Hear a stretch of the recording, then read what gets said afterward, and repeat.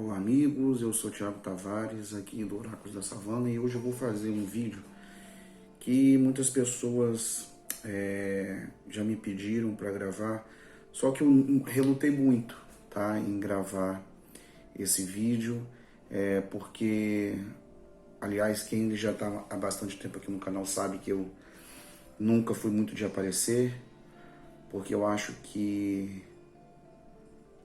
quem tem que aparecer aqui são os oráculos e são as minhas interpretações, tá? Mas como as pessoas querem muito saber dessa questão da minha vida espiritual, como começou, como está, enfim, eu resolvi gravar esse vídeo para contar aí a minha história de como eu comecei a minha trajetória religiosa.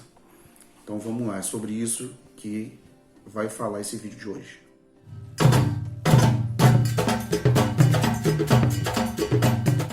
Bom, gente, como eu falei, eu vou falar aqui, tentar resumir basicamente como começou a minha história dentro da religiosidade afro-brasileira, tá? Mas como não poderia deixar de ser, eu já quero pedir que você curta esse vídeo, que você dê seu like, compartilhe nos seus grupos de WhatsApp, de Facebook. E se você tiver interesse em marcar consulta particular comigo, previsões, métodos, orientações com o tarô baralho cigano, entre em contato através do WhatsApp 27981292232 ou o e-mail oraculosdasavana@gmail.com. Então vamos lá, olha só, eu comecei a minha vida espiritual como a maioria das pessoas, ou grande parte das pessoas, na Umbanda. Eu nunca tive outra religião, eu nunca soube o que é acreditar em outra religião, porque eu comecei a minha vida espiritual, na verdade, com 6 para 7 anos de idade, na Umbanda, né, como eu já disse. Tudo começou, um dia, não lembro, eu tinha, né, era muito pequeno, eu tive um sonho em que eu estava em um lugar que eu não sabia onde era, mas hoje eu tenho a consciência de que era um terreiro, e eu estava conversando com um senhor negro que estava fumando um cachimbo, estava na minha frente, eu e ele sentados em um banco, um de frente para o outro, e ele conversando comigo. Eu nunca tinha ido em terreiro, apesar de minha família materna ser, na época, umbandista, né? Podemos dizer assim. A minha avó materna foi umbandista a vida dela inteira. Eu nunca tinha ido, ou se tivesse ido, não tinha recordação de nada sobre aquilo. E quando eu acordei, eu soube muito pegar na minha avó. Eu morava na casa da minha avó, eu fui e contei esse sonho para minha avó. E aí minha avó decidiu me levar no terreiro de Umbanda, que ela fazia parte. Quando eu cheguei lá no terreiro, eu vi que aquele senhor do meu sonho era aquele senhor que estava lá, que no caso vinha a ser o pai de santo do terreiro, que era o pai de santo da minha avó. E ele incorporou uma entidade que era um preto velho, e era justamente aquela entidade que conversava comigo no sonho. Ou seja, eu nunca tinha ido em lugar nenhum, eu jamais saberia que aquilo era um preto velho, que eu estava no sonho consultando, tomando passe, ou se benzendo com uma entidade, enfim. E aí, a partir daí, eu comecei a acompanhar a minha avó. As sessões eram todas as sextas-feiras. E nisso o tempo foi passando, né? Eu tinha, na época, 6 para 7 anos, e eu comecei, então, a entender, comecei a participar, comecei a frequentar a Umbanda, porém sempre na assistência, porque eu era uma criança e eu enfrentei muita dificuldade da minha família para seguir esse caminho. Quem tem a minha idade ou se aproxima da minha idade, né, que eu vou fazer esse ano, 38 anos, sabe ou lembra que na década de 90 houve aquele boom, né, neopentecostal, em que as pessoas se converteram e houve essa nova levada, né, de religiões cristãs evangélicas neopentecostais. Então aconteceram coisas na minha família que eu tive que enfrentar todos, né? Eu tive que ir contra tudo e contra todos, eu, uma criança, para conseguir levar a minha religião, aquilo que eu acreditava, adiante, né? Eu consegui, tanto é que estou nela até hoje. Então, o que aconteceu? O tempo foi passando, e eu frequentando com a minha avó, sempre com a minha avó, sempre com a minha avó. Os anos foram se passando e eu permaneci crendo na Umbanda e sem conhecer outra religião. Então, quando eu tinha 15 para 16 anos, quase 10 anos que eu tinha começado, eu nunca tinha incorporado nada até então. Nunca tinha sentido nada. Eu tinha muita questão de ter sonho. Isso aí eu sempre tive. Só que de uns tempos, quando eu comecei realmente a incorporar, vamos dizer assim, né? Esses sonhos, eles pararam de ser muito frequentes. Porque nesse período que eu frequentava, né, mas eu não incorporava nada, nem sabia que eu iria alguma vez incorporar alguma coisa. Então, o que aconteceu? Eu tinha 15 para 16 anos, eu fui a um terreiro com a minha avó, que não era onde ela fazia parte, era um outro muito próximo da nossa casa. E nesse período, enquanto eu frequentava o centro com a minha avó, onde ela fazia parte, eu tinha momentos que eu não poderia ficar lá no terreiro, né? Eu tinha que sair, por eu ser uma criança, eu não podia ficar lá, eu ia para casa dos donos do terreiro, ficava lá vendo o Globo Repórter, enfim, às vezes eu até dormia no sofá, e minha avó, quando acabava, me chamava, me acordava, a gente ia embora para casa. Então, o que acontece? Quando existia, que eles viravam a linha, quem é de Umbanda vai entender o que eu estou dizendo, chamavam o Exu, eu não podia ficar lá, então eu tinha que sair. Então eu nunca tinha visto uma gira de Exu na vida. Eu nunca tinha participado, nunca tinha, né, presenciado, na verdade. Quando eu tinha 15 para 16 anos, que eu fui nesse terreiro com a minha avó, nesse outro terreiro, né, que era bem mais próximo da nossa casa, e minha avó sempre ia lá tomar passe. Nesse dia tinha gira de Exu, ia ter uma gira de Exu, e eu não queria ficar porque eu tinha medo, eu tinha receio, não gostava, porque eu também nunca tinha visto. E minha avó, não, nós vamos ficar, enfim. Neste dia que eu vi pela primeira vez uma gira de Exu, eu incorporei pela primeira vez. É essa entidade que me acompanha desde então, que é abaixo de Deus, de Orixá Xangô. Eu devo tudo o que eu tenho, tudo que eu sou, a esse senhor chamado Exu Tiriri Lolã, que é o dono desse fio de contas aqui. Essa entidade foi a primeira entidade que me pegou na vida. Eu nunca tinha incorporado, nunca tinha nada. E a partir daí que as coisas começaram a mudar na minha vida. Porque aí as coisas ficaram ainda mais complicadas, porque eu tinha que sair escondido de casa para ir pro terreiro, e eu consegui viver essa vida escondida até que minha mãe descobriu. E aí eu tive um problemão dentro de casa. Mas eu nunca fui, né, eu sou filho de Xangô, né, eu nunca fui de abaixar a cabeça, eu nunca fui de aceitar que me dominasse. Então, eu nunca aceitei que alguém dissesse o que eu tinha que fazer, eu fazia aquilo que dava na minha cabeça. Até hoje eu sou assim. Se eu quebrasse a minha cara, se eu viesse a ver que eu tinha feito errado, o problema era meu, eu que tinha que ir chorar na cama, que era lugar quente. Mas eu fazia tudo aquilo que eu achava que eu tinha que fazer. Então eu continuei a minha vida. Quando nessa época, né, final da década de 80, né, 89, início dos anos 90, né, quando eu comecei, no ano de 89, por aí. Eu vim a incorporar pela primeira vez, eu tinha 16 anos. Eu tinha 15 para 16 anos. Eu nasci em 82, então faz as contas aí que vocês vão saber quanto que é.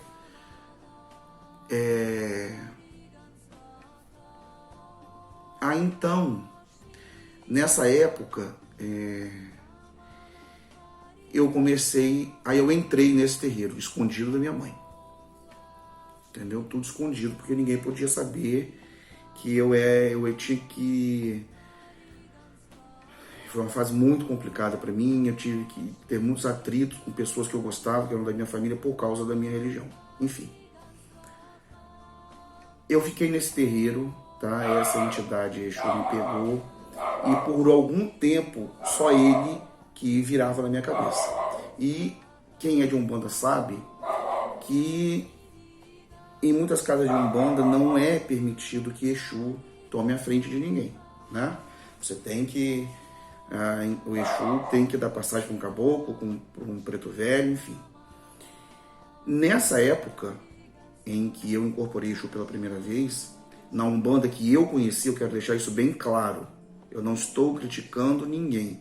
Eu vim aqui contar o que aconteceu na minha vida e o que eu sigo a partir de então. Foi aquilo que eu aprendi. Cada um faz e acha que tem que agir, cultuar da maneira que acha certo para si.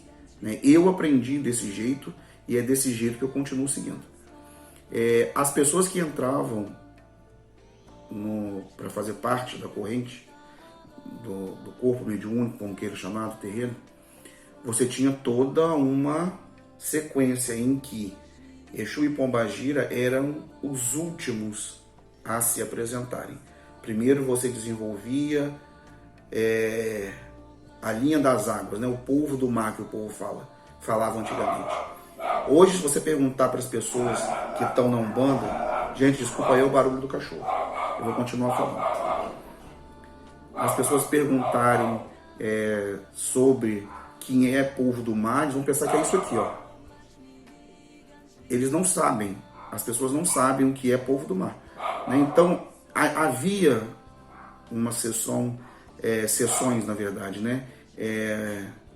Restrita aos membros da casa, e nessas sessões eram feitos rituais chamados de desenvolvimento, em que os médiuns tinham a sua mediunidade desenvolvida através das entidades que já eram, né, permitidos trabalhar, desenvolver, dar passe, dar consulta, enfim. Só que comigo aconteceu diferente. Eu não passei por esse processo, vamos dizer, de desenvolvimento, porque Exu me pegou de uma forma inesperada, e depois disso ele continuou vindo por um determinado tempo, e depois, sem mais nem menos, ele desapareceu. Ele desapareceu e eu comecei a incorporar o meu preto velho.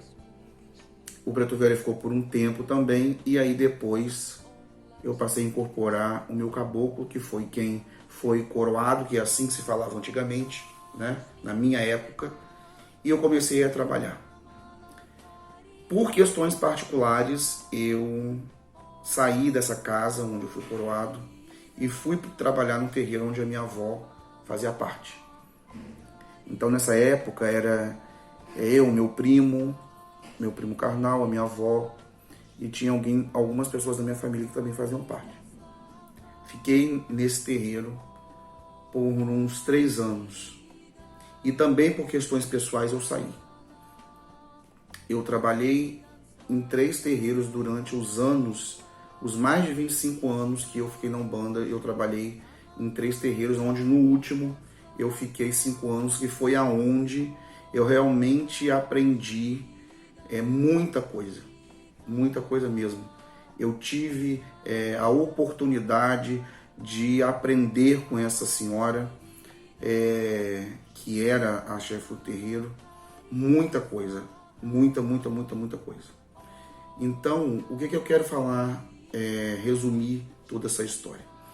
Que na minha época, as coisas eram muito diferentes. Embora eu tenha 38 anos, eu comecei com 6 para 7, né? Então aí já vai 31 anos que as coisas aconteceram na minha vida. Hoje eu vejo que a Umbanda não é mais aquilo que eu cresci e vivi minha vida inteira. Porque eu vim me iniciar em maio de 2012. Olha quanto tempo eu fiquei exclusivamente na Umbanda, né? Depois eu vou gravar outro vídeo para falar sobre a minha iniciação no Candomblé. Na minha época de Umbanda, não existia essa história que tem hoje de falarem de Oiá em Umbanda, Odé em Umbanda, era Iansã, era Oxóssi, sabe? Isso é o mínimo que eu estou querendo dizer. Umas coisas que surgem de repente e que, repetidas várias vezes, acabam se tornando uma verdade.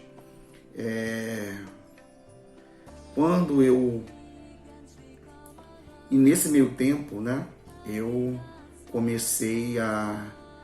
Eu sempre, na verdade, antes até mesmo de incorporar, eu sempre fui ligado nessas questões esotéricas de oráculos. O primeiro oráculo que eu comecei a jogar foi com tarô. Uma vez eu passei numa banca de revista, vi uma revista com umas cartas de tarô, só vi os arcanos maiores, eu comprei a revista, comecei a ler, comecei a jogar com amigos e de brincadeira e falava as coisas e as coisas realmente aconteciam. Então, foi a partir daí que eu comecei também a dar consulta. Então eu dou consulta há mais de 20 anos.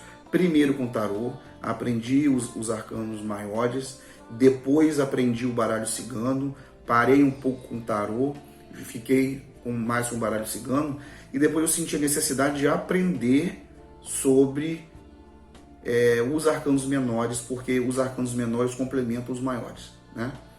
Então, assim, eu busquei me aperfeiçoar no tarô, eu busquei estudar muito a respeito dos arcanos e eu tenho hoje uma facilidade em lidar com oráculos por essa experiência que eu tenho de mais de 20 anos lidando com isso. Você já errou, claro, eu não sou Deus, eu erro, eu sou humano, né? Eu não sei os números da Mega Sena, eu não adivinho o que vai... o número que vai sair, infelizmente, porque se eu soubesse isso, eu via para mim mesmo que estava rico, né? Essas perguntas sem noção que as pessoas fazem, enfim. Então, eu queria dizer que, concomitantemente em minha vida na Umbanda, eu comecei a jogar. Alguém me ensinou? Não. Nunca ninguém me ensinou a jogar tarô, nem nunca ninguém me ensinou a jogar baralho cigano. Antes de eu incorporar uma entidade de um cigano, eu já jogava, né? Então, assim, eu sempre falo para as pessoas, eu não dependo de entidade para jogar. Eu sei jogar. Eu, Thiago, sei jogar. Se eu pegar um baralho de tarô, eu sei jogar. Se eu pegar um baralho cigano, eu sei jogar. Se eu pegar um baralho comum, eu sei jogar. Se eu pegar um jogo de búzios, eu sei jogar. Por quê? Porque eu me predispus a aprender, né? Então, eu vejo muito essas questões. E as pessoas me perguntam muito sobre essa questão de Umbanda. E eu resolvi gravar esse vídeo não para condenar, tá? Mas para dizer o que eu aprendi, o que eu vivi nessa minha trajetória, né, na Umbanda, que agora está na moda falar isso. Então, assim, como eu falei, o Exu e a Pombagira eram as últimas entidades que davam nome, que riscavam ponto. Hoje em dia, você pega uma pessoa que está na Umbanda, a grande maioria, você dá uma pemba, dá uma tábua na mão de uma pessoa dessa, a entidade não vai saber riscar um ponto que tenha coerência. Porque pegar uma tábua, pegar uma pemba, riscar uma estrela, umas flechas, aquilo ali tem que ter um contexto, né? Tem que ter um contexto. Aquilo ali tem que dizer alguma coisa. Eu aprendi que o ponto riscado é a assinatura da entidade. Então ele tem que assinar a mesma assinatura, ou seja, ele tem que riscar o mesmo ponto, no mínimo 3 vezes em dias espaçados e sem o médium saber. Porque aí a gente tem uma direção de que aquilo realmente é uma energia que está ali agindo, né? Mas hoje em dia as coisas não são mais assim. Eu não critico, eu não aponto o dedo, mas eu também tenho as minhas ressalvas, porque não foi assim que eu aprendi, tá? Não foi assim que eu vivi a minha vida inteira. Eu acho que as pessoas têm direito a acreditar naquilo que quiser, né? Mas eu acho que a Umbanda tem fundamento, a Umbanda tem uma tradição, a Umbanda tem regras, a Umbanda tem dogmas, a Umbanda tem ritos. Varia de região para região, sim, varia até mesmo dentro de cada cidade, de casa para casa, varia, mas existe uma base ali que ela não pode ser mudada, né? A Umbanda tem 7 linhas, ela não tem 8, nem 10, nem 9, ela tem 7. Me atrapalhei até com os dedos. Ela tem 7, tá? Então, qualquer uma invenção que fuja disso aqui, das 7 linhas, para mim, isso não existe. Eu não dou crença nisso, tá? Igual a gente está vendo aí na internet, essa história de Oxum do cemitério, Oxum Maria do cemitério, são situações que realmente não tem cabimento uma coisa dessa, né? Não tem lógica uma coisa dessa. Em Umbanda, existem orixás do panteão africano que nem é cultuado, que não são cultuados na Umbanda. É o caso de Logum Edé, é o caso de Obá, é o caso de Euá, entendeu? É o caso até mesmo do próprio Oxumari, que muitas casas de Umbanda nem sabem que existe esse orixá, né? Orixás encantados que não fazem parte da Umbanda. E aí as pessoas querem misturar uma coisa com outra. Hoje em dia a gente vê até gente de Umbanda dando santo, dando orixá, dando caminho de orixá. Eu, sinceramente, eu não aprendi isso. Aonde que vê isso? Aonde que vê aonde que a Umbanda tem essa profundidade de saber caminho de orixá, de saber orixá da pessoa, por data de nascimento, por mês? As pessoas têm uma direção, mas daí a extrapolar isso e dizer caminho de santo e dizer... Não, para mim, sinceramente, essas coisas não funcionam assim. Umbanda, para mim, que eu conheço também, não tem jogo de búzio, tá? Então, hoje em dia, as pessoas fazem um cursinho aqui, fazem um cursinho ali, acha que tem capacidade de pegar um jogo de búzio e jogar. Não dá de comer o búzio, não tem Exu do jogo assentado, porque Umbanda em si não tem assentamento, e Umbanda em si, se a gente for querer fazer na regra mesmo ali, nem matança tem, não é verdade?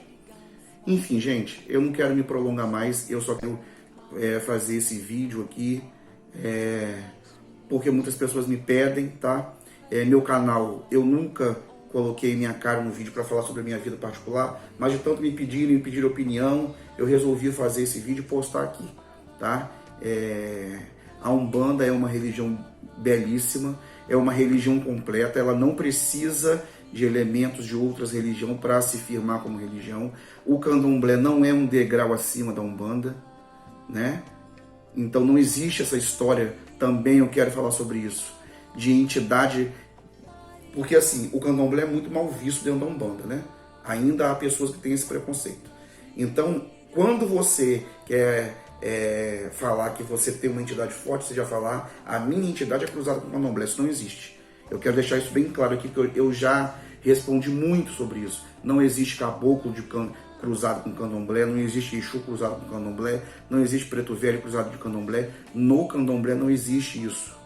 No candomblé existe orixá. Entidade, seja ele preto velho, caboclo, Exu, tá? Não é entidade de candomblé.